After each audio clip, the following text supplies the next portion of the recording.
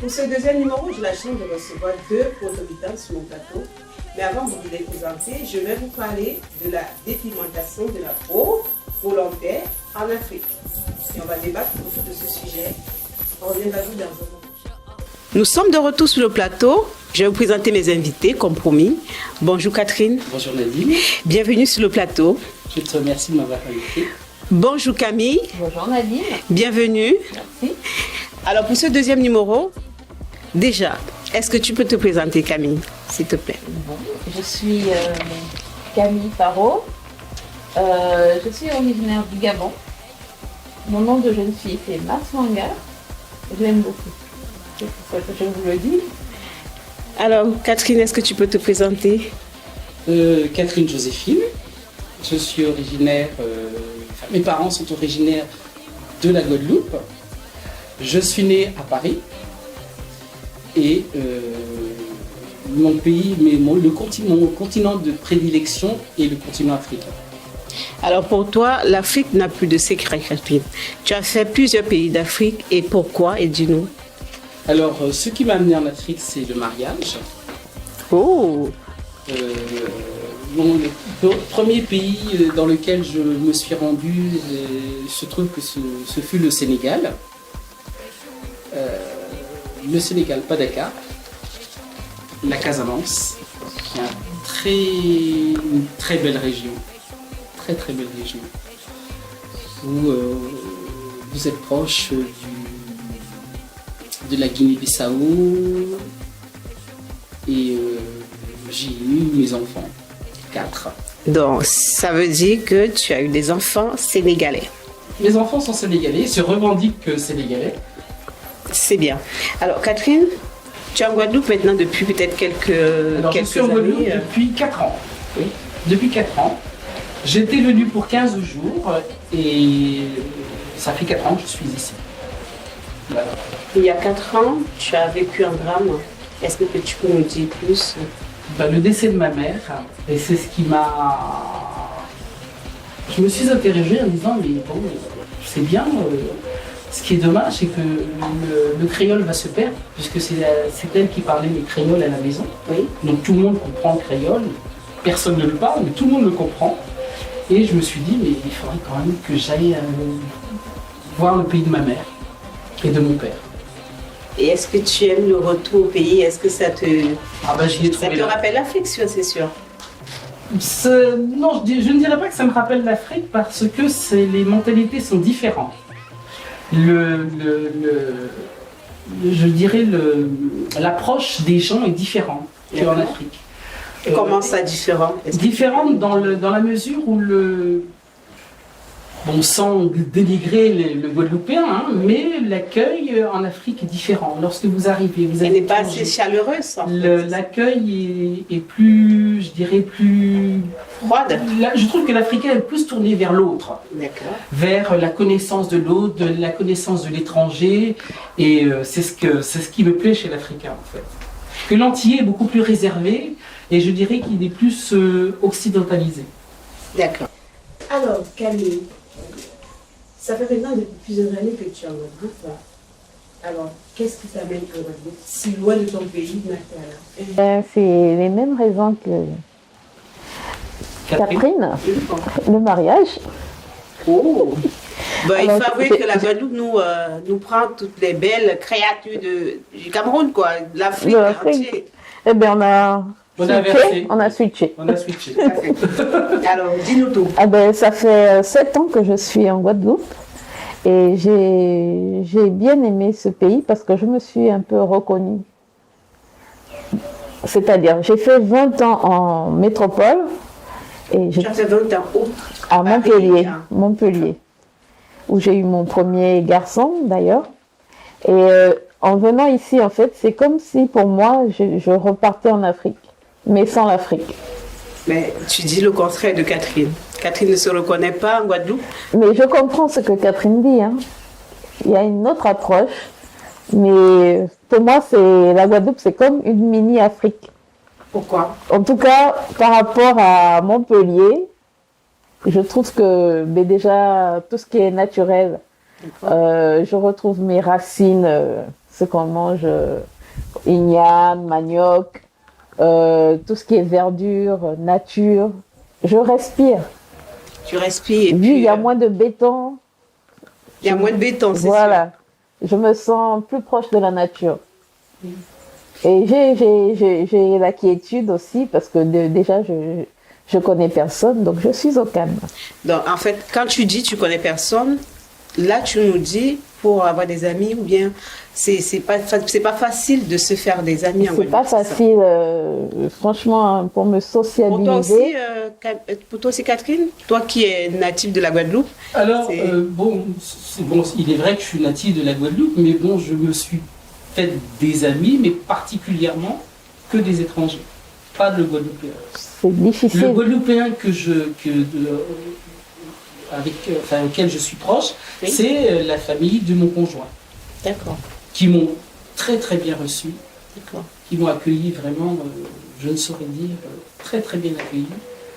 Alors Camille, est-ce que ici, depuis plusieurs années que tu es là actuellement, tu t'es fait des amis sûrement au travail, dans ta belle famille, tes voisins. Est-ce que c'est facile de nouer des contacts ici avec des Guadeloupéens? Franchement, ce n'est pas facile. Il m'a fallu des années pour m'intégrer. T'intégrer? Mais pour trouver des amis, pour me sociabiliser en fait. Pourtant, je suis une personne plutôt simple, plutôt ouverte. T'es pas- Mais pour avoir des relations de confiance, ça met du temps. D'accord. Alors là, tu parles de relations de confiance. On parle de faire des connaissances, des rencontres. Oui, d'amitié, d'amitié. Là, c'est pas facile.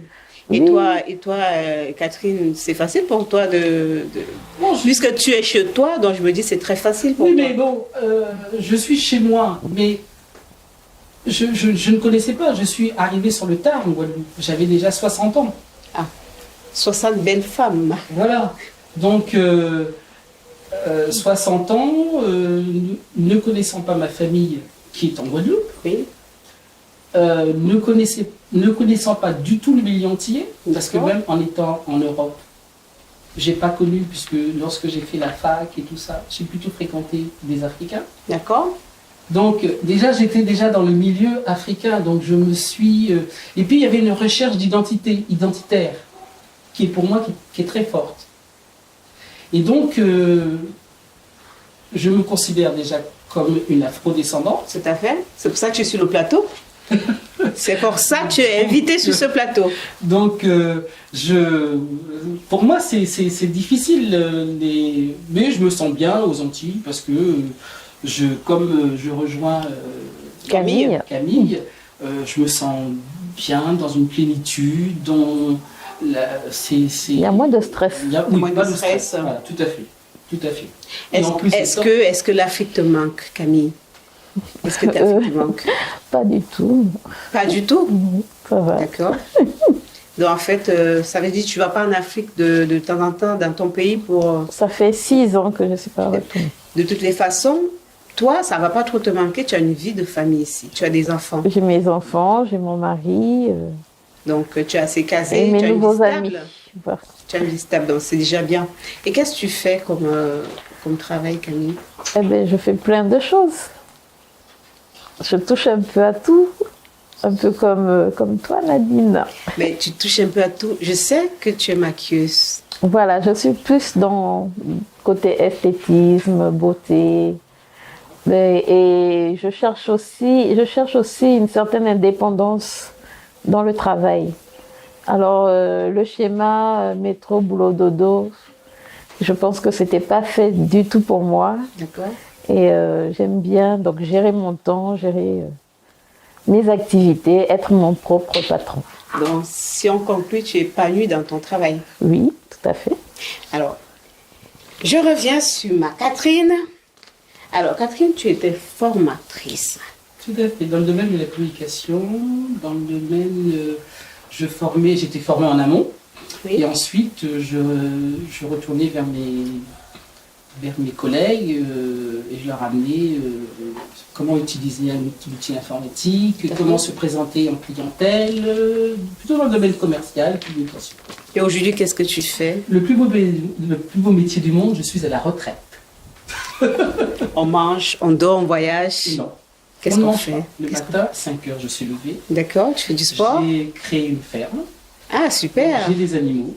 J'ai des moutons, des chèvres, des cabris. Et tu les vends ou bien c'est pour c'est pour la maison? D'abord pour le plaisir d'avoir des animaux. Parfois, je de m'assois dans la s'occuper. cour et je les regarde. D'accord. Je suis en admiration devant mes animaux. C'est génial. Hein. Et puis, oui, alors je vends les œufs de temps en temps. Je vends. Mais moi, c'est plutôt le cochon qu'on vend, parce qu'on a des cochons et on vend le cochon. Alors, si on conclut bien, vos deux vies sont bien remplies. Absolument. Et sans plus tarder, nous allons passer au sujet du jour qui est la dépigmentation de la peau volontaire. À tout de suite. Love you, baby.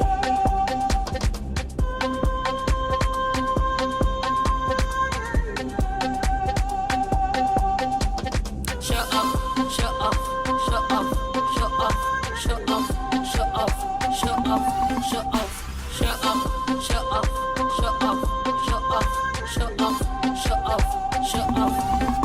Nous allons poser les questions à nos invités. Elles vont donner leur avis sur ce sujet qui est très vaste et très à la mode en Afrique.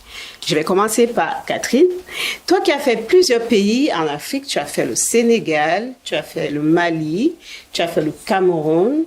Est-ce que la dépigmentation de la peau se voit dans toutes les rues ou bien qu'est-ce que tu penses à ça? Est-ce que c'est un effet de mode ou de beauté? C'est difficile à expliquer parce que parfois, des gens se retrouvent à se dépigmenter la peau sans le savoir. Je peux te citer un exemple tout bête. Nous sommes au Mali. Mon fils cherche une crème pour s'hydrater la peau. D'accord. Donc il va acheter une crème au marché. Parce que bon, c'est ainsi qu'on achète les produits là-bas. Donc il achète une crème et puis bon, au bout d'une semaine, je lui dis, tu mets quoi sur ton visage? Il me dit, de la crème. Je dis, comment de la crème? Je dis, mais ta peau est en train d'éclaircir. Les doigts commencent à changer de couleur. Il me dit, je sais pas, moi j'ai acheté la crème au marché. Tu m'as dit d'aller acheter de la crème. Donc je suis parti acheter de la crème. Et donc il s'est trouvé comme ça à se dépigmenter la peau sans le savoir. Parce qu'on vend certains produits sans en indiquer Les effets. Les effets. Et donc, il s'est mis à se mettre cette crème. Et la peau se dépigmentait. Et je lui dis, arrête ça, parce que là, ça va t'abîmer la peau. En plus, j'ai commencé à lire un peu ce qu'il y avait sur le truc. Je lui dis, mais il y a de l'hydroquinone, il y a ceci, il y a là. Donc là, ça m'a affolé. Je lui dis, arrête. Alors, Mets du karité. Lui, il a acheté le produit sans savoir. Sans le savoir. Là, les personnes qui le font, alors, volontaire. Il y en a qui le font volontairement, et là c'est à outrance souvent, parce que non seulement ils achètent des produits pour dépigmenter, et en plus ils mettent de l'eau de javel, ou alors ils mettent de la soude. Ah oui, il y en a qui m'ont dit, mais t'as vu, moi on ne voit pas trop parce que je mets ça dedans. Mais je lui dis, mais tu sais que tu te mets en danger. Tu te mets en danger. Il me dit, oui, mais tu sais, ici on aime les gens à peau claire. Toi, tu n'as pas ce problème parce que ici, nous, on aime les gens à peau claire. Nous qui, les hommes ou les femmes? Alors, c'est ce que je lui dis. Je lui dis, mais qui Il me dit, ah non, mais tu sais, les hommes ici, ils aiment les femmes parce que souvent on te dit que si tu n'es pas clair, tu n'as pas la chance de trouver un mari. Camille, est-ce que tu es d'accord avec ça? Tu nous viens du Congo? Moi, c'est le Gabon. Ah, du Gabon, ouais. Okay. Oui. Personnellement, j'ai vécu ce genre de drame avec 2 tatas. J'avais mes 2 tatas qui se badigeonnaient littéralement de ce genre de crème. Et les effets étaient vraiment dévastateurs. Des grosses vergetures. La peau était complètement dilatée, abîmée. Est-ce que tu as déjà essayé aussi un jour? Non, ça m'intéresse. Mais moi, j'ai déjà essayé, moi. J'ai essayé à l'époque, j'étais plus jeune. Comme on le dit, hein, c'était histoire de... Les hommes, l'influence de voir sa copine mettre un produit. Et voilà, quand on sort ensemble, c'est la femme qui est pleine de peau qu'on regarde plus que l'autre. Donc moi aussi, j'ai essayé. Et moi, je pense aussi que ce système de dépigmentation de la peau, c'est nos hommes qui nous amènent aussi à changer la peau. Oui, tout à fait, je suis d'accord avec toi. Mais parfois, même la famille. Enfin, même la famille, oui, c'est vrai. C'est un problème. Souvent, il m'est arrivé d'entendre des fois des mamans dire « Ah, tu vas pas nous amener une femme noire ici parce que d'accord. Ça va nous porter malheur. Mhm. » Donc, étonné, je dis « Pourquoi vous apportez ?» Oui, tu sais, la noirceur, c'est pas bon, c'est le diable. J'ai fait « Ah bon ?» C'est le diable. Oui, Oui, moi, carrément. je l'ai entendu comme ça de mes propres oreilles. Hein. C'est pas des choses qu'on m'a relatées, hein. C'est des choses que j'ai entendues. Je lui dis, il me dit, mais toi, tu accepterais que ton fils se marie avec une femme noire? Je lui dis, déjà, regarde mon fils, vu sa noirceur, il se mariera avec qui il veut.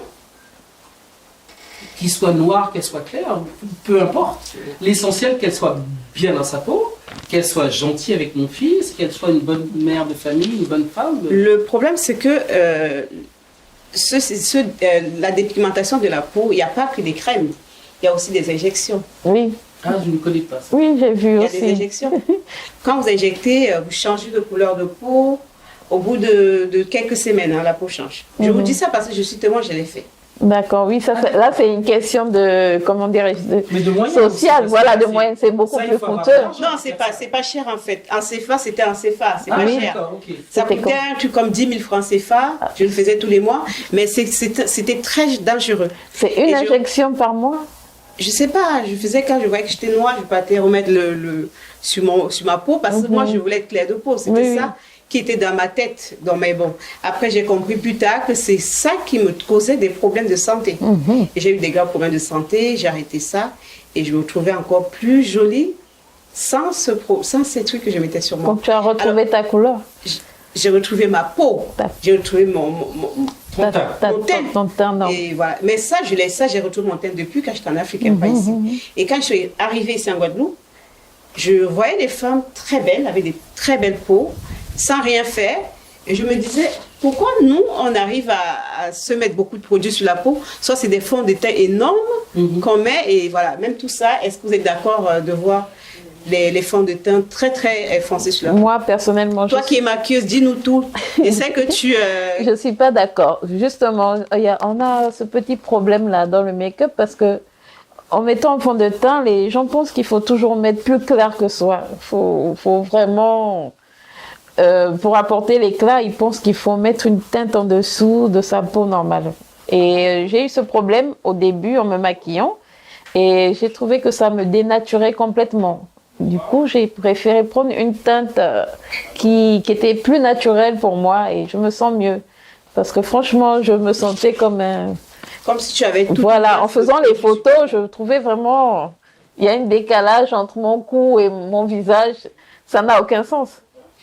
Alors Catherine, Je vais retourner. qu'est-ce que tu retiens de la femme noire qui gâte sa couleur de peau et qui valorise sa peau au lieu de dépigmenter sa peau? Ok, là, Qu'est-ce que tu, là c'est un marron. qu'est-ce que tu peux nous dire sais pas. de Mais cette cherche, hein. personne? Ce que je trouve, c'est que la femme noire, naturellement, a une très belle peau. Et qu'elle n'a pas besoin de tous ces artifices pour être belle. Camille, toi qui valorises la peau blanche, noire et tout type de peau, en pratiquant ton art qui est le make-up, qu'est-ce que tu nous dis sur la femme noire qui garde sa couleur intacte et valorise son teint tout naturellement? Mais je trouve que c'est une très belle initiative. Je trouve que c'est une très belle initiative. Que vraiment, il faudrait qu'on apprenne aux jeunes filles à s'aimer soi-même, à s'aimer telles qu'elles sont, à s'accepter. C'est mieux. Hein. Je trouve que c'est mieux aussi. Merci Catherine d'avoir accepté mon invitation. Merci Nadine. Je sais que c'était pas évident avec tous ces programmes que tu as en Guadeloupe, voilà, visiter, te reposer, t'occuper de tes cochons. Et voilà, tu as trouvé quand même le temps pour venir me voir. C'était vraiment un plaisir pour moi de t'avoir sur le plateau. Merci. Merci Nadine de m'avoir donné le droit à la parole. Tu as toujours droit à la parole et tu auras toujours droit à la parole. Merci. Et j'espère que tu reviendras dans l'émission. Avec plaisir. Camille, je sais que tu es maquilleuse. Est-ce que tu peux nous donner une adresse où on peut te retrouver pour profiter de tes services et surtout bien les valoriser comme tu sais le faire? Oui, vous pouvez trouver une adresse. Déjà, vous pouvez me retrouver chez Laetitia à Bemao, Laetitia Africanti? Africantille. Je peux me déplacer aussi, venir vers vous. Vous pouvez venir vers moi, c'est vraiment très facile. Merci Camille. C'était un plaisir pour moi de t'avoir sur le plateau et j'espère que tu reviendras très prochainement. Le plaisir était pour moi et c'était avec grande joie que je reviendrai toujours. Ce numéro de Âme Africain est terminé, donc j'espère que vous serez toujours connectés pour le prochain numéro. À très bientôt. Nous terminons sur une musique. Love you, baby.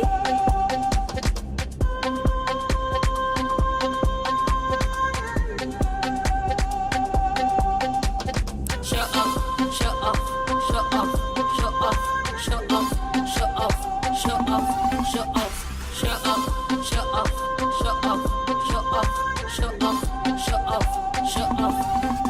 Salut de beauté.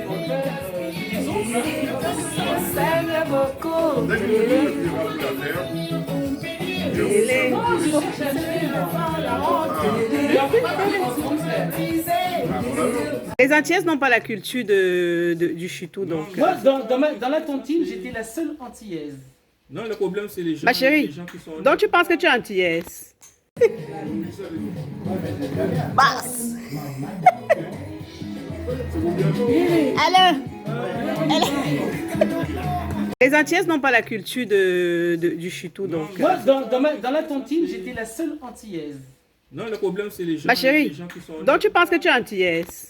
Bienvenue sur l'émission Âme africaine d'ici et d'ailleurs. C'est une émission qui a pour but de mettre en lumière les Africains d'ici et d'ailleurs. Alors pour ce premier numéro, j'ai le plaisir et je suis avec Malika. Bonjour Malika. Bonjour, Comment tu vas? ça va, merci et toi? Ça va très bien. Alors on a aussi comme invité deux superbes jeunes femmes très dynamiques et entrepreneurs. Alors la première invitée que je vais vous présenter, elle s'appelle Cynthia. Bonjour Cynthia. Bonsoir Nadine. Comment tu vas? Très bien, merci. Bienvenue Soraya. Bonjour. Nadine. Comment tu vas? Très bien, merci. Alors nous avons voulu débuter cette émission ce mois, le mois de mars, qui est le mois de la femme. Et là, pour ce premier numéro, nous allons parler du 8 mars. Alors Cynthia, elle aura le droit de nous parler du 8 mars, comment ça se passe dans son pays. Mais avant, on va déjà parler de Cynthia. Alors Cynthia, je reviens sur toi.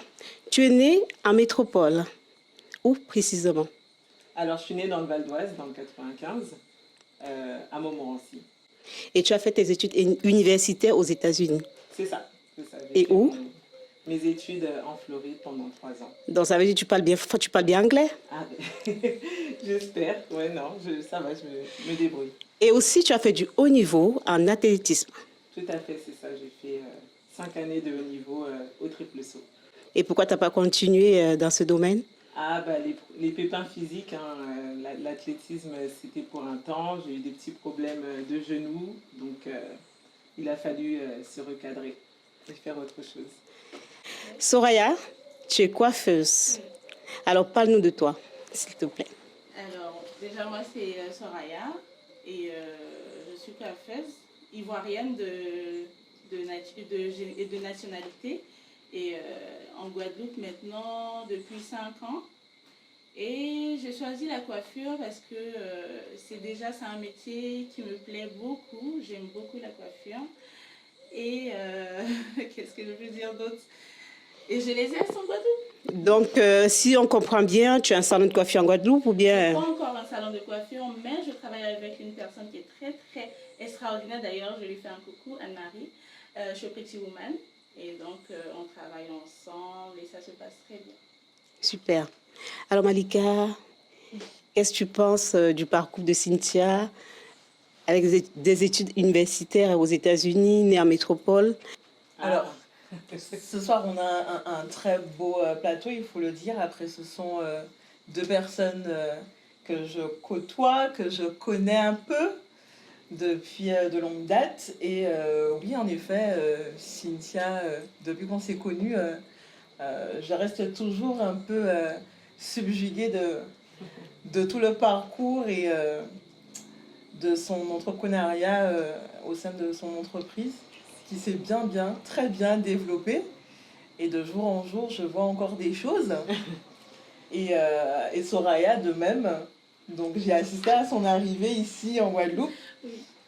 Et oui, les débuts. Et maintenant, donc c'est une grande progression. Et le reste nous dira... le reste suivra, voilà, c'est ça. Tu nous diras la suite. Il faudra juste qu'on continue à te suivre. C'est ça. Et qu'on t'incite à continuer sur cette lancée. À continuer sur cette lancée, dont on espère qu'elle va nous ouvrir un salon de coiffure. Et voilà, voilà, elle dit bien pourquoi pas. On va rester sur toi, Soraya. Sachant qu'aujourd'hui, la coiffure, c'est un domaine où il y a trop de concurrence. Il y a des coiffeuses un peu de partout. Et comment vous faites pour vous en sortir dans votre salon?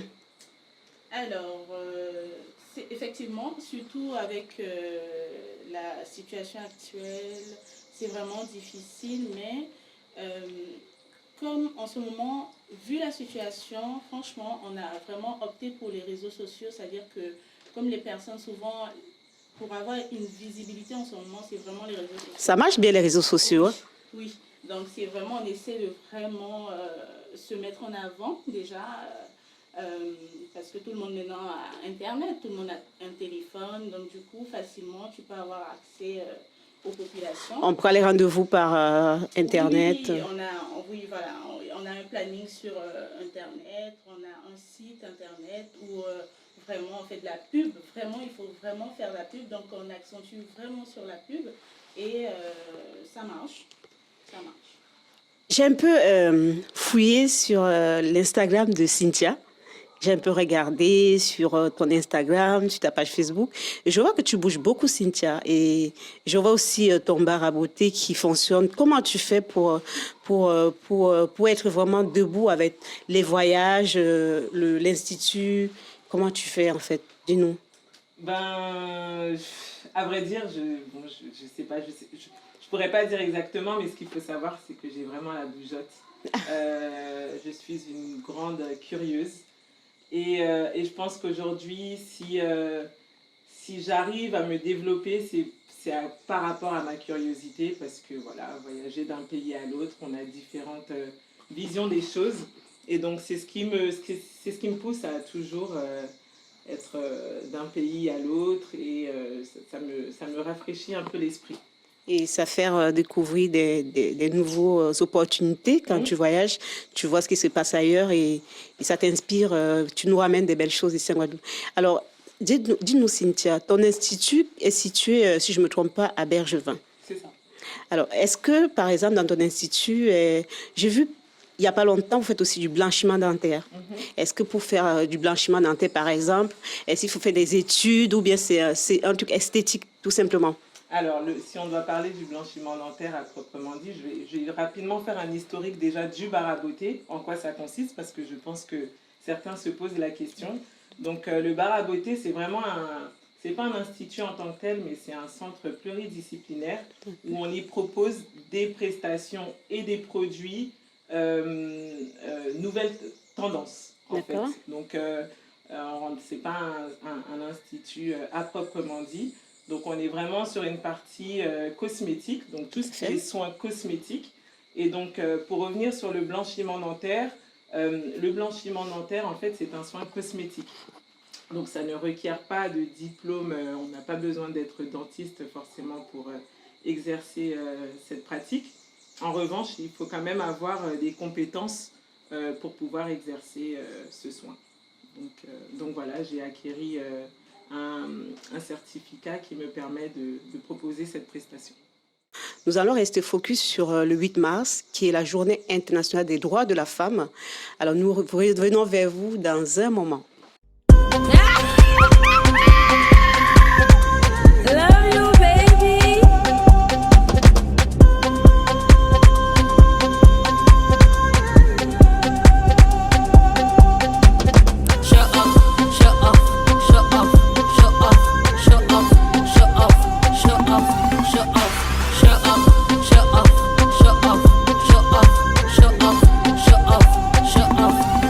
Nous sommes de retour sur le plateau de africains d'ici et d'ailleurs. Alors, nous parlons du 8 mars tout à l'heure et là, c'est un sujet un peu, je peux dire un sujet un peu avec beaucoup d'ambiance dans chaque pays d'Afrique. Et là, on va aller tout de suite en Côte d'Ivoire. On va poser une question à Soraya. Elle va nous dire tout simplement comment on passe le 8 mars en Côte d'Ivoire. Et après, voilà, et puis on entre dans l'ambiance. Hein. Alors, Soraya, dis-nous comment ça se passe le 8 mars en Côte d'Ivoire. En fait, quand je pense à ça, ça me fait un peu rigoler parce que quand tu dis simplement, ça n'a rien de simple en Afrique. Ah bon? Le 8 mars, oui. Effectivement, parce que déjà chez moi, le 8 mars, c'est un grand événement parce que c'est l'occasion pour la femme africaine, on va dire ivoirienne, déjà je parle par rapport à mon pays, ivoirienne, de s'auto-récompenser, on va dire, pour vraiment tout ce travail, voilà, tout ce qu'elle fait dans le quotidien qui n'est pas forcément récompensé, voilà, en tant que femme battante. Et donc ce jour-là, vraiment, c'est un jour où toutes les femmes, déjà, elles font sortir des wax, des pagnes. Chez nous, voilà, on appelle ça pagne, mais ici c'est le wax. Donc elles ont déjà, on a des pagnes. Des uniformes, tu veux dire. Voilà, Ouais. Voilà. Mais que tout le monde va porter ce jour-là. Et ça va être un événement, tu dois être dans la tenue, on va faire à manger et on va même faire un défilé pour montrer la tenue voilà, du jour et montrer que ce jour-là, c'est notre journée en fait de femmes. Et, il y a de l'ambiance en fait. Il y a l'ambiance, il y a tout ce que tu veux, mais vraiment c'est le jour de la femme en fait. Voilà, ce jour-là, l'homme vraiment... celles qui sont mariées, celles qui ont des enfants, tout ça, vraiment, c'est le jour de la femme. C'est le jour où, en fait, si je comprends bien, c'est le jour où la femme laisse tout, c'est l'homme qui s'occupe de tout et elle fait sa vie, quoi. Exactement, elle se récompense, comme je disais au début, elle prend ce jour-là pour elle. Et je pense que ça fait beaucoup de bien quand même aux femmes africaines aujourd'hui qui fêtent maintenant le 8 mars, pas comme avant où elles étaient un peu réticentes par rapport à... Mais maintenant, vu que la femme est de plus en plus autonome, indépendante, donc du coup, maintenant, ça se fait vraiment. Elles font des défilés et elles sont bien habillées, sapées, comme on dit chez nous, comme jamais. Et voilà, elles fêtent ce jour-là. Alors, Cynthia, comment ça se passe au Togo? C'est bien de me poser la question parce que moi, effectivement, je suis togolaise de par mes deux parents. Mais c'est vrai que j'ai une culture plutôt entre française, antillaise. Dans le sens où, née en France, et donc j'ai fait mon adolescence en métropole. Et la Guadeloupe ensuite, donc j'ai eu cette culture. Donc j'ai pas forcément de notion du 8 mars, de comment ça se passe au Togo. Mais ce que je peux dire, c'est que si je dois parler d'une manière générale, moi je pense que je suis pas très 8 mars parce que je me dis que tous les jours on doit fêter, être mis en avant, pas forcément fêter, mais on fait chacune en tant que battante le travail pour pouvoir être fière de nous. Donc je trouve le 8 mars plus comme une journée commerciale qu'autre chose, parce que même des fois des personnes s'égarent un peu sur cette journée. C'est vraiment une journée pour les droits de la femme et non pas tout ce qui est... Donc en fait, selon toi, tu penses qu'en Afrique, on s'égare sur cette journée ou pas? Pas forcément qu'on s'égare, parce que c'est pas l'Afrique seule, c'est dans le monde entier où c'est quelque chose, c'est un jour international. Donc pas sur l'Afrique, mais après, pour revenir sur ce que Soraya disait, ayant fait la Côte d'Ivoire, je sais qu'en Côte d'Ivoire, tout moyen est bon pour faire la fête aussi, donc j'imagine que c'est encore un jour où on peut encore bien s'amuser. Oui. Alors Malika, le 8 mars ici, est-ce que c'est aussi chaud? Est-ce qu'il y a la fête? Est-ce que voilà? Alors, la fête, non, mais énormément d'événements, et je rejoins Cynthia sur les propos qu'elle vient de tenir.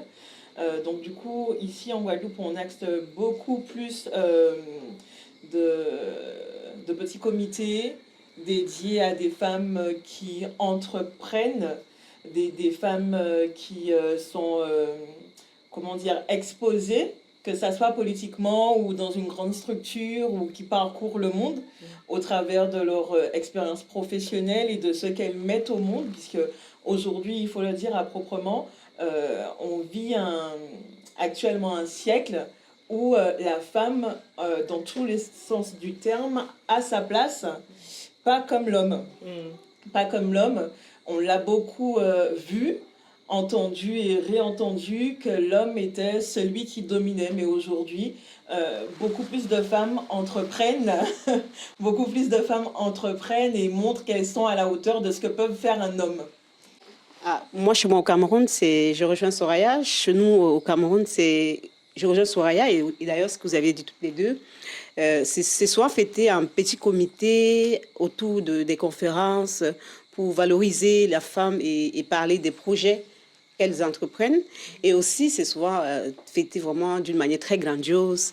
Fait des uniformes, des vêtements, fait des vêtements de même couleur et fait du défilé, voir celle qui a le plus... Chez nous, on porte beaucoup le kaba, celle qui a le plus joli kaba, la Miss du 8 mars.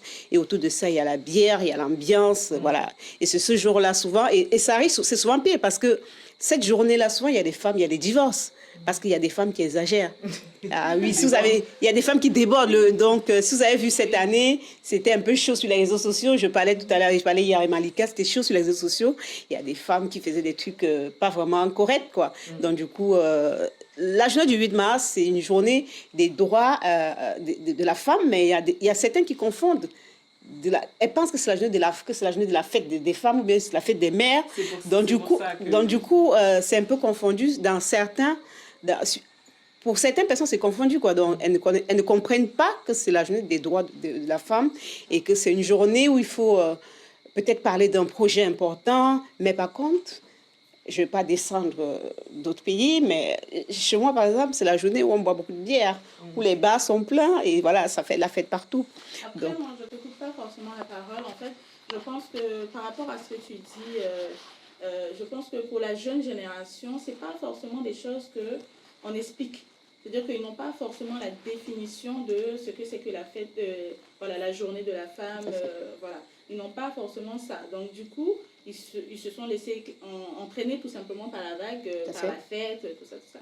Donc, je pense que c'est vraiment un manque de communication, c'est-à-dire qu'un manque d'éducation. D'information aussi, manque d'information. Exactement. Voilà. Donc, il faut vraiment éduquer la jeune génération pour que, en fait, quand les femmes, les jeunes filles, quand elles sortent, même quand elles ont envie de fêter... Je ne suis pas d'accord avec toi, Soraya. C'est l'ancienne génération, pas la jeune. Parce que la jeune génération, aujourd'hui, elles comprennent que le 8 mars, c'est la journée des droits de la femme. L'ancienne génération pense... Non, pas forcément. C'est pour ça que je parle d'éducation. Donc, en fait, c'est l'ancienne génération qui devrait plutôt éduquer la nouvelle génération pour leur dire... Vous, jeunes filles, en fait, voilà ce que signifie la journée de la femme. Voilà, c'est le droit de la femme. Donc, voilà, en fonction de ça, asseyez-vous, réfléchissez, et puis, voilà. Il faut savoir comment se mettre en avant de manière plus exemplaire que, comme tu disais, comment ça déborde et que ça donne lieu à des divorces ou tout à fait. Autres. Et pour pouvoir appuyer un peu ce que tu dis, il ne faudrait pas non plus que ces nouvelles générations s'arrêtent juste sur une date du 8 mars. Parce qu'une loi a été votée, effectivement, c'est les droits de la femme, mais ce n'est pas le droit des femmes. C'est-à-dire qu'il y en a beaucoup qui, dans d'autres pays, malgré cette date, n'ont pas ce pouvoir, même sur une journée, alors que les droits de la femme, c'est quelque chose qu'on devrait exercer en tout temps et pas seulement une date précise. Tout à fait. Donc c'est quelque chose, je pense, qui va évoluer avec tout ce qui se passe actuellement et toutes ces femmes qui prennent le pouvoir. Je pense que ce sont des choses qui amèneront à une évolution certaine dans d'autres pays. Je pense que c'est aussi à nous, en tant qu'entrepreneurs, de prendre des initiatives. Parce que quand on dit éducation, l'éducation, c'est pas forcément d'attendre que le gouvernement nous dise... Voilà, je pense que c'est en faisant des actions, en prenant des initiatives, en éveillant les personnes, les consciences, que ça aura du sens, et ce, sur le long terme, effectivement. Parce qu'à l'origine, c'est un combat. Voilà, il y a des femmes qui se sont battues, pas beaucoup de femmes, quelques femmes, même on peut dire une femme qui s'est levée et qui s'est dressée en ce temps-là, c'était vraiment difficile. Voilà, et qui a combattu vraiment, vraiment, parce que en ce temps-là, la femme n'avait pas le droit de parler devant les hommes. Voilà, la place de la femme, c'était à la maison. Cuisine. Voilà, comme on dit maintenant, la cuisine. Mais en ce temps-là, non. Mais ces femmes-là, elles se sont battues. Donc, il faut vraiment honorer aussi la mémoire de ces femmes-là. Voilà. Donc, en fait, ça veut dire, Cynthia, si je comprends bien, toi, tu ne fais pas la tenue du 8 mars. Non. Donc là, ça n'existe pas dans ta tête, quoi. Non, pas du tout. Soraya, tu le fais ou pas? Après, je le fais parce que, après, Cynthia l'a expliqué tout à l'heure, c'est une question, elle n'a pas forcément grandi en Afrique. Tout à fait. Moi qui ai grandi en Afrique, c'est pas la même manière, Moi, j'étais dedans, en immersion. Moi, j'étais dedans, mais je ne fais pas. Je ne fais pas pourquoi En fait, je le faisais jusqu'à il y a 5 ans, je ne fais plus. Peut-être 5 ans, je ne fais plus. Pourquoi? Parce que je trouve que c'est commercial. C'est très commercial et moi, je ne sais pas pourquoi je vais coudre cette tenue du 8 mars pour faire, je ne sais pas, c'est compliqué. C'est politique. Non, moi, pas forcément la si, tenue, mais si.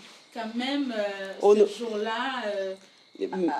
Après, en tant que commerçante, on ne va pas se cacher, moi je l'utilise à titre commercial. Voilà, c'est ça en fait. C'est-à-dire que c'est une journée où j'essaye de proposer des promotions pour mes clientes, tout à fait. Faire des petites actions, mais en tant que telle, me dire que je vais me lever enfin, on suit la vague dans le bon sens de ce qui peut aussi, on ne va pas se cacher, ce qui peut nous arranger et faire plaisir autour de nous, aux femmes comme nous-mêmes, mais sinon... après, ça reste une journée comme une autre pour moi.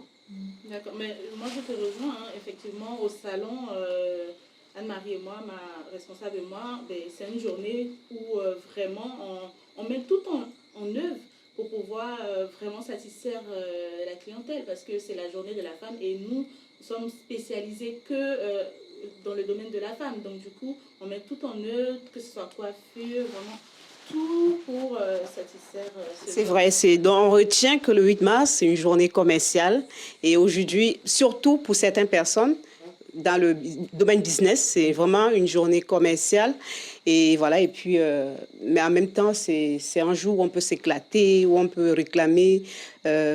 On peut sortir, on peut aller dans plusieurs conférences. Il y a des événements qui sont organisés à cette occasion. Il n'y a pas que la fête, il n'y a pas que la bière. Donc, c'est ce qu'on peut retenir sur cette journée du 8 mars. Alors, on reste sur le plateau. Et voilà, on va parler d'un autre sujet. Alors, je reviens sur toi, Cynthia. J'ai vu que tu étais au Togo. Tu étais à cet événement qui s'appelle le FIMO, c'est ça? Le FIMO, c'est ça? Le FIMO, oui. Et voilà, je pense que tu as vu ces grands défilés. Alors, quel créateur t'a marqué parmi tous ces grands défilés que tu as vu passer? Ils m'ont tous marqué, sincèrement. Ils m'ont vraiment... Il n'y a pas un créateur que j'ai vu. Je veux que tu me cites... Je sais qu'ils t'ont tous marqué parce que je sais que... ils ont du talent. Je veux juste que tu essayes de me dire aujourd'hui lequel t'a plus marqué et quel créateur aimerais-tu porter, quel créateur africain aimerais-tu porter l'un de ces vêtements.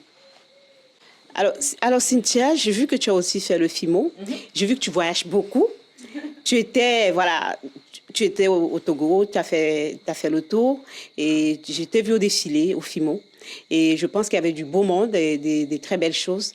Quelle création, je ne sais pas, quel styliste africain aimerais-tu porter ces vêtements? En toute franchise, j'y suis allée parce que je me suis dit que c'était un bon moyen de regarder ce qui se passait en Afrique dans le domaine de la création du pagne artistique africain. Mais c'est vrai que c'est pas forcément quelque chose, j'ai pas de créateur que j'aurais forcément aimé porter, parce que dans ma vie de tous les jours, je m'habille pas forcément en pagne. Quand je m'habille en pagne, c'est une petite tenue wax. Je vais couper cette partie-là. Je vais couper. Parce que je lui ai posé une question. Tu peux pas mentir. Non, j'étais pas de bain de mentir. J'étais pas de bain de mentir. Non, mais c'est pour ça que je te dis, c'est un sujet que je sais pas si forcément tu dois rester dessus. Parce que je peux pas... Tu connais pas de créateur africain? Mais non. Même si je connaissais... Ah, ok, je peux pas. Non. En fait, je vais pas faire mine de connaître un truc que je ne maîtrise pas. Je ne suis pas la seule de la diaspora. Et toi-même, tu viens de la diaspora, mais tu as quand même eu bien ton pied ancré à l'intérieur. Et j'ai pas honte de dire qu'il y a plein de choses de mon pays ou de l'Afrique que je ne connais pas. Je pense que non, c'est... Ouais, non, c'est important. C'est pas un must d'avoir un créateur qu'on voudrait porter. Oui. Donc, en fait... tu n'as retenu aucun créateur dont tu... J'en ai retenu plein. Plusieurs, J'en ai retenu plusieurs qui m'ont marqué, comme les Touaregs, comme les créateurs du Mali qui sont venus avec de beaux Bogolans, avec des beaux... du basin qui a été bien travaillé. Avec du batik, tout ça. Ouais. Surtout ceux du Mali qui m'ont frappé. Ils ont des belles choses, hein. Très belles choses. Pour moi, en fait, quand je vois des créations qu'ils le font, pour moi, ce sont des architectes, quoi. Ils font des trucs magnifiques. Et c'est vraiment, comme tu le disais, il faut aimer pour porter et aussi il faut être né dans cette culture pour porter ses vêtements tous les jours. Et je te rejoins sur ce que tu dis. Mais ceci dit, tu as aimé le défilé et tu as vu des belles choses au défilé. Ah ouais, il a duré 3-4 heures. Mais j'ai pas tu t'es pas ennuyé. Chaque tableau était magnifique. Super. Vraiment. Alors Soraya, je reviens sur toi. Je sais qu'en Côte d'Ivoire, il y a des super designers. Je sais que la Côte d'Ivoire, c'est le carrefour de la mode. C'est comme ça qu'on appelle.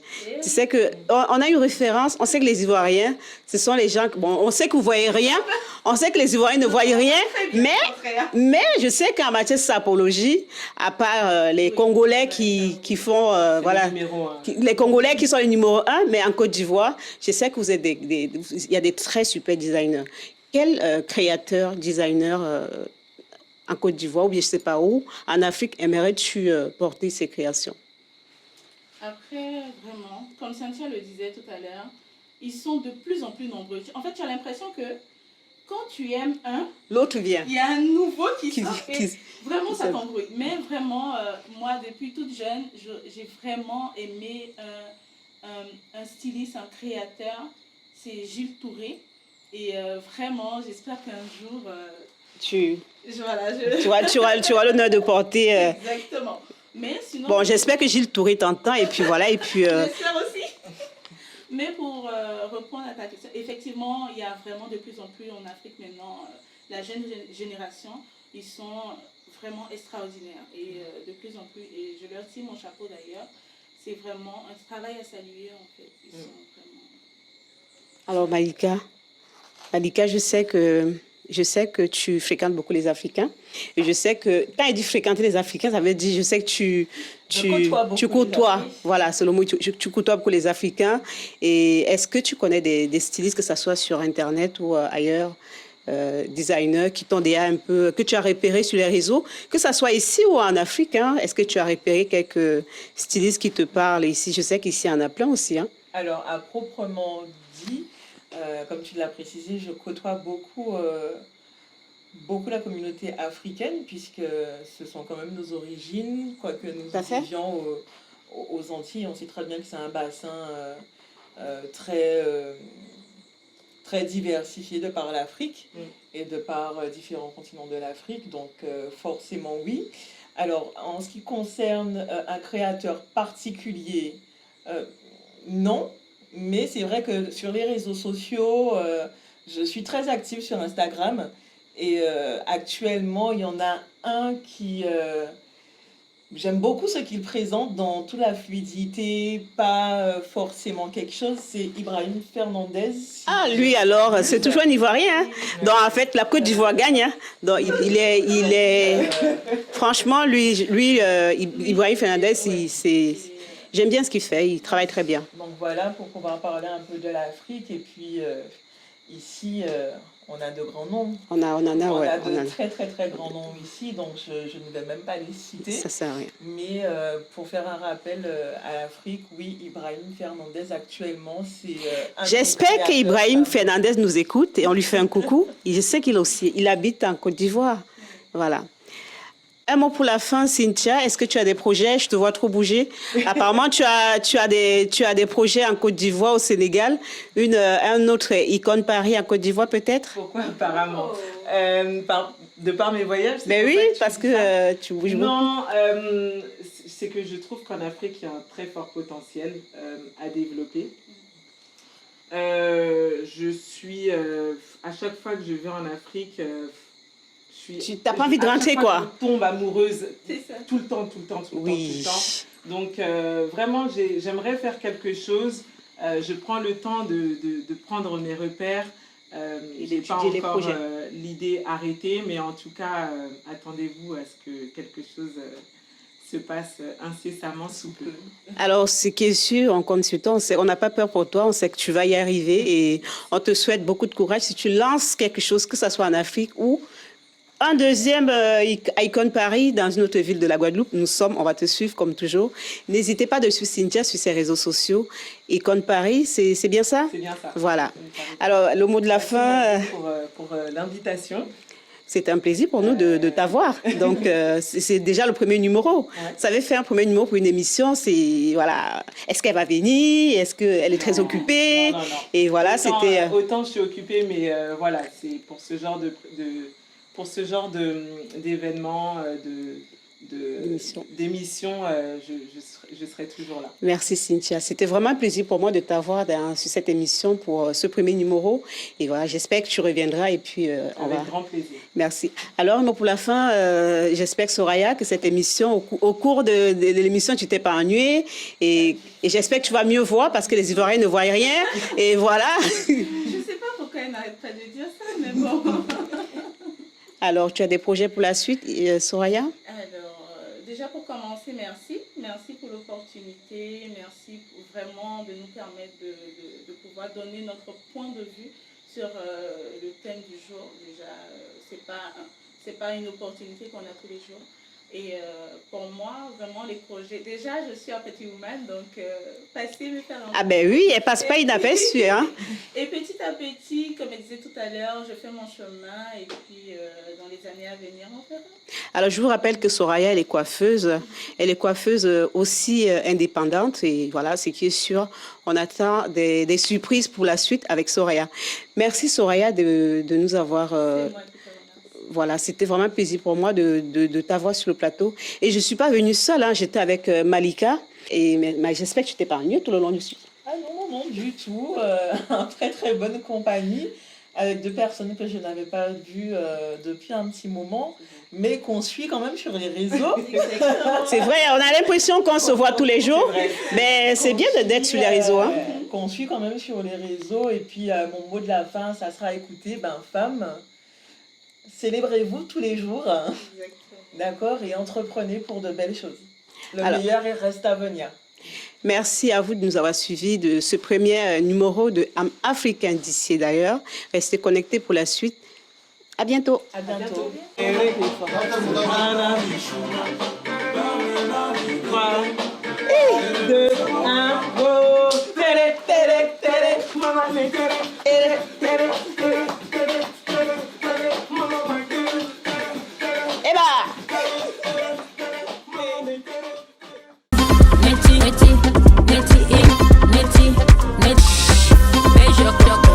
Les gens à peau claire. Toi, tu n'as pas ce problème parce que ici, nous, on aime les gens à peau claire. Nous qui, les hommes ou les femmes? Alors, c'est ce que je lui dis. Je lui dis, mais qui Il me dit, ah non, mais tu sais, les hommes ici, ils aiment les femmes parce que souvent, on te dit que si tu n'es pas clair, tu n'as pas la chance de trouver un mari. Est-ce que... Camille, est-ce que tu es d'accord avec ça? Tu nous viens du Congo? Moi, c'est le Gabon. Ah, du Gabon, ouais. Okay. Oui. Personnellement, j'ai vécu ce genre de drame avec deux tatas. J'avais mes deux tatas qui se badigeonnaient littéralement de ce genre de crème. Et les effets étaient vraiment dévastateurs. Des grosses vergetures. La peau était complètement dilatée, abîmée. Est-ce que tu as déjà essayé aussi un jour? Non, ça m'intéresse. Mais moi, j'ai déjà essayé, moi. J'ai essayé à l'époque, j'étais plus jeune. Comme on le dit, hein, c'était histoire de... Les hommes, l'influence. L'influence de voir sa copine mettre un produit. Et voilà, quand on sort ensemble, c'est la femme qui est pleine de peau qu'on regarde plus que l'autre. Donc moi aussi, j'ai essayé. Et moi, je pense aussi que ce système de dépigmentation de la peau, c'est nos hommes qui nous amènent aussi à changer la peau. Oui, tout à fait, je suis d'accord avec toi. Mais parfois même la famille. Enfin, même la famille, oui, c'est vrai. C'est un Parce problème. que souvent, moi, il m'est arrivé d'entendre des fois des mamans dire « Ah, tu vas pas nous amener une femme noire ici parce que d'accord. ça va nous porter malheur. Mhm. Donc, étonné, je dis « Pourquoi vous apportez ?» Oui, tu sais, la noirceur, c'est pas bon, c'est le diable. J'ai fait « Ah bon ?» C'est le diable. Oui, Oui, moi, carrément. je l'ai entendu comme ça de mes propres oreilles. Hein. C'est pas des choses qu'on m'a relatées, hein. C'est des choses que j'ai entendues. Je lui dis, ah, il me dit, mais toi, tu accepterais que ton fils se marie avec une femme noire? Je lui dis, ben déjà, regarde mon fils, vu sa noirceur, il se mariera avec qui il veut. Qu'il soit noir, qu'elle soit claire, peu importe. L'essentiel, qu'elle soit bien dans sa peau, qu'elle soit gentille avec mon fils, qu'elle soit une bonne mère de famille, une bonne femme. Le problème, c'est que la dépigmentation de la peau, il n'y a pas que des crèmes, il y a aussi des injections. Oui. Ah, je ne connais pas ça. Oui, j'ai vu Il y a aussi. des injections. Quand vous injectez, vous changez de couleur de peau. Au bout de quelques semaines, hein, la peau change. Je vous dis ça parce que je suis témoin, je l'ai fait. D'accord, oui, ça, là c'est une question de, comment dirais-je, de moyens sociale, aussi, voilà, de c'est- moyens, c'est beaucoup ça, il plus faut avoir coûteux. l'argent. Non, c'est pas cher en fait. En CFA, c'était en CFA, c'est Ah pas oui, cher. d'accord, ok. Ça C'était coûtait un truc comme 10 000 francs CFA, je le faisais tous les mois, mais c'était très dangereux. C'est une Et injection par mois? Je sais pas, je faisais quand je voyais que j'étais noire, je partais remettre sur ma peau parce que moi je voulais être claire de peau, c'était Oui, oui. ça qui était dans ma tête. Donc, mais bon, après j'ai compris plus tard que c'est ça qui me causait des problèmes de santé. Et j'ai eu des graves problèmes de santé, j'ai arrêté ça et je me trouvais encore plus jolie sans ces trucs que je mettais sur moi. Donc tu as retrouvé ta couleur? J'ai retrouvé ma peau, j'ai retrouvé mon Ton teint, non. et voilà. Mais ça, j'ai retrouvé mon teint depuis quand j'étais en Afrique, pas ici. Et quand je suis arrivée ici en Guadeloupe, je voyais des femmes très belles, avec des très belles peaux, sans rien faire. Et je me disais, pourquoi nous, on arrive à se mettre beaucoup de produits sur la peau? Soit c'est des fonds de teint énormes qu'on met, et voilà, même tout ça, est-ce que vous êtes d'accord de voir les fonds de teint très très foncés sur la peau? Moi, personnellement, Toi qui es maquilleuse, dis-nous tout. Et c'est que tu... Je ne suis pas d'accord. Justement, on a ce petit problème-là dans le make-up parce que en mettant un fond de teint, les gens pensent qu'il faut toujours mettre plus clair que soi. Faut vraiment... pour apporter l'éclat, ils pensent qu'il faut mettre une teinte en dessous de sa peau normale. Et j'ai eu ce problème au début en me maquillant et j'ai trouvé que ça me dénaturait complètement. Du coup, j'ai préféré prendre une teinte qui était plus naturelle pour moi et je me sens mieux. Parce que franchement, je me sentais comme un... Comme si tu avais tout... Voilà, en faisant les photos, je trouvais vraiment... Il y a un décalage entre mon cou et mon visage. Ça n'a aucun sens. Alors Catherine, Je vais retourner. qu'est-ce que tu retiens de la femme noire qui garde sa couleur de peau et qui valorise sa peau au lieu de dépigmenter sa peau? Ok, là, Qu'est-ce que là, c'est un marron. qu'est-ce que tu peux nous dire sais pas. de Mais cette cherche, hein. personne? Ce que je trouve, c'est que la femme noire, naturellement, a une très belle peau. Et qu'elle n'a pas besoin de tous ces artifices pour être belle. Camille, toi qui valorises la peau blanche, noire et tout type de peau, en pratiquant ton art qui est le make-up, qu'est-ce que tu nous dis sur la femme noire qui garde sa couleur intacte et valorise son teint tout naturellement? Mais je trouve que c'est une très belle initiative.